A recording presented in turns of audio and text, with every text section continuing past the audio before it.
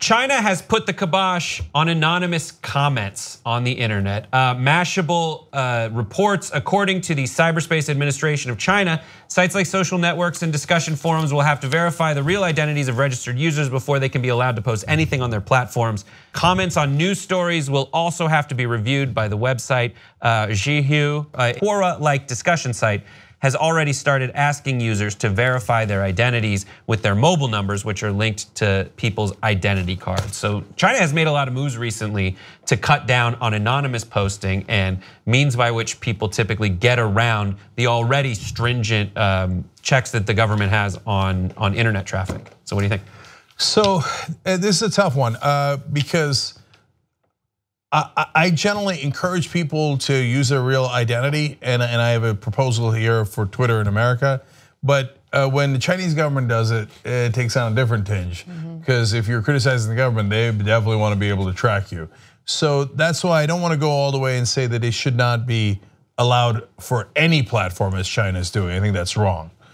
So I think here in America, Twitter has a massive problem where you got the eggs and nobody knows who's real and who's not real. Now they go through extra effort to do the verified accounts. That's the little blue check that you see.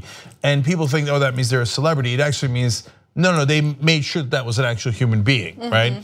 But I think there should be a middle ground where you do a green check, which is at least this guy connected it to his Facebook account or any other account that gives you a sense of that he might be real. And I'm not saying get rid of anonymous comments on Twitter, God forbid.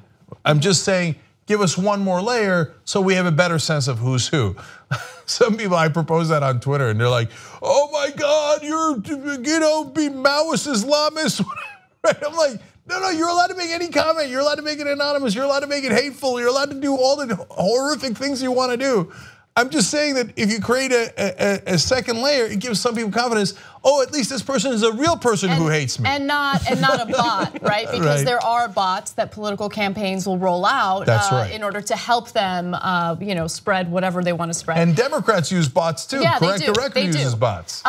So I think that's an interesting proposal, but obviously keep in mind China's not doing it for that purpose. They're doing it because they don't like people who criticize the government. They don't even like people who want to investigate factories in China. There were some journalists or some investigators looking into factories that had been contracted with Ivanka Trump's company, and some of them just got detained. Some of them went missing, and so that's something to keep in mind when stories like this come out. It's not really about making sure people identify themselves to prove that they're real. If you like this clip of the Young Turks, there's a whole live 2-hour show, 6 to 8 p.m. Eastern every day, and you could download it or stream it and watch it without ads if you become a member. TYTnetwork.com/join.